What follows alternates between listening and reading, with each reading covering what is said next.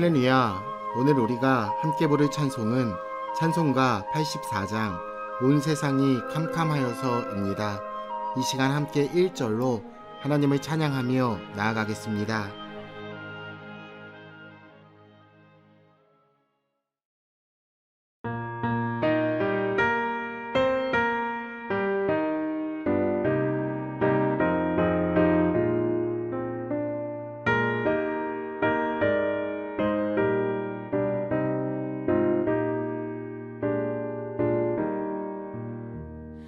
세상이 캄캄하여서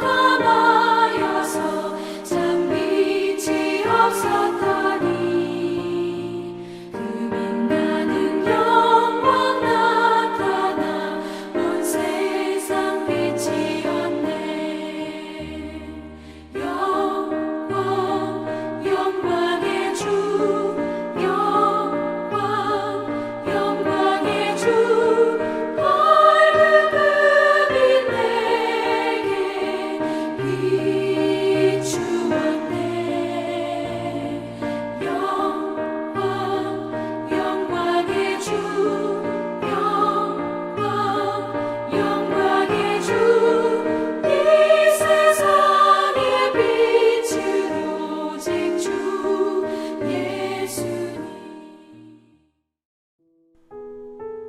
오늘 하나님이 우리에게 주시는 말씀은 사사기 21장 16절로 25절입니다. 회중의 장로들이 이르되 베냐민의 여인이 다 멸절되었으니 이제 그 남은 자들에게 어떻게 하여야 아내를 얻게 할까 하고, 또 이르되 베냐민 중 도망하여 살아남은 자에게 마땅히 기업이 있어야 하리니 그리하면 이스라엘 중에 한 지파가 사라짐이 없으리라. 그러나 우리가 우리의 딸을 그들의 아내로 주지 못하리니 이는 이스라엘 자손이 맹세하여 이르기를 딸을 베냐민에게 아내로 주는 자는 저주를 받으리라 하였음이로다 하니라.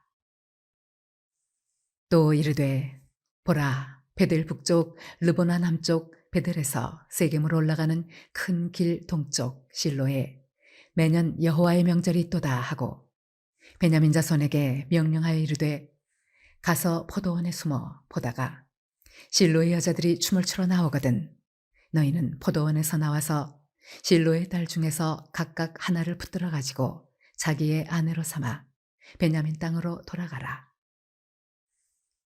만일 그의 아버지나 형제가 와서 우리에게 시비하면 우리가 그에게 말하기를 청하건대 너희는 우리에게 은혜를 베풀어 그들을 우리에게 줄지니라. 이는 우리가 전쟁할 때에 각 사람을 위하여 그의 아내를 얻어주지 못하였고 너희가 자의로 그들에게 준 것이 아니니 너희에게 죄가 없을 것임이니라 하겠노라 하매, 베냐민 자손이 그같이 행하여 춤추는 여자들 중에서 자기들의 숫자대로 붙들어 아내로 삼아 자기 기업에 돌아가서 성읍들을 건축하고 거기에 거주하였더라. 그때 이스라엘 자손이 그곳에서 각기 자기의 지파, 자기의 가족에게로 돌아갔으니 곧 각기 그곳에서 나와서 자기의 기업으로 돌아갔더라. 그때 이스라엘에 왕이 없으므로 사람이 각기 자기의 소견에 옳은 대로 행하였더라.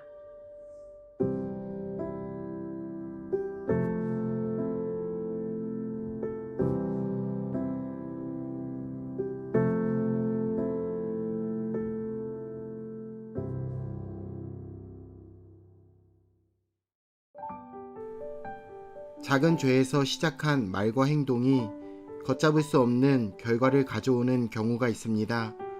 오늘 본문에 이스라엘이 그랬습니다. 베냐민 지파의 여인들을 멸절시킨 것은 이스라엘의 맹세와 행동 때문이었습니다. 이제는 어떻게 베냐민 지파에게 아내를 얻게 해서 지파가 존속하게 할지를 고민하고 있습니다. 분명 악에 대한 정당한 싸움이었지만 이스라엘의 행동은 과잉되었기에 그 대가를 치러야 했습니다.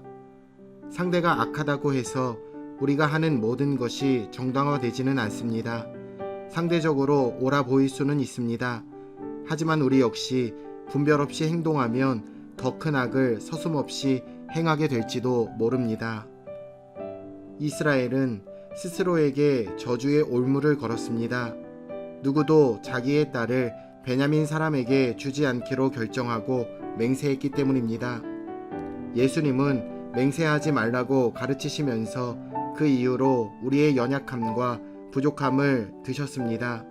그렇기에 우리가 할 수 있는 것은 우리 생각을 그렇다와 아니다 정도로 밝히는 것입니다. 그것을 넘어가는 말은 우리 능력을 넘어가는 무책임한 것입니다. 우리도 비슷한 실수를 너무나 많이 합니다. 헛되고 책임질 수 없는 것들을 너무나 많이 말합니다.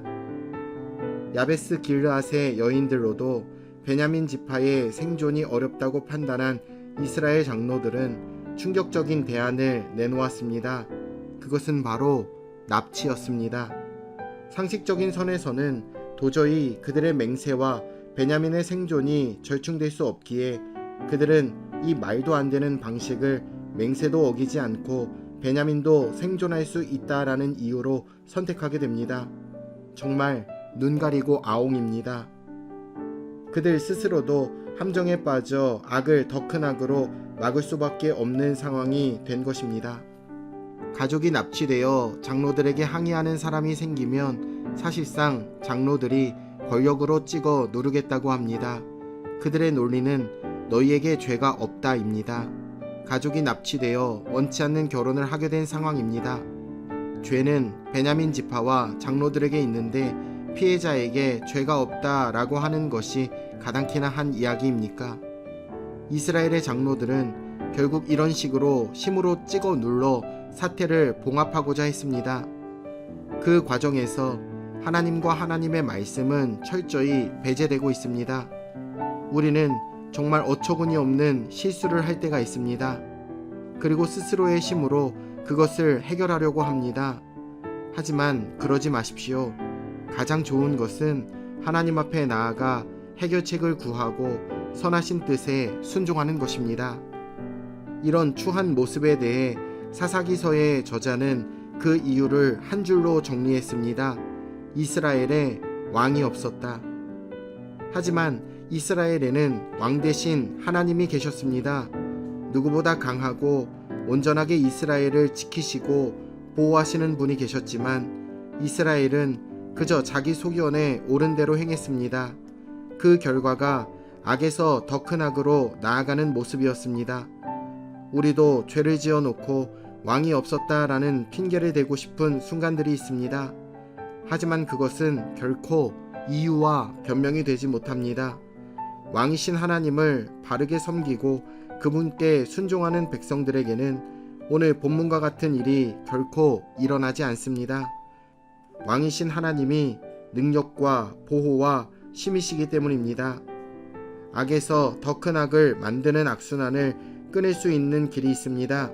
그것은 바로 하나님께 나아가는 것입니다. 우리의 얄팍한 지혜와 힘으로 악을 감추고 처리하려 한다면 마치 타오르는 불길에 기름을 붓는 것처럼 그 상황은 더 악화되게 될 것입니다. 더 큰 악이 아닌 하나님을 의지하시길 바랍니다. 오늘도 하나님을 의지하여 주 안에 거하시길 우리 주 예수님의 이름으로 축원합니다. 내일 뵙겠습니다.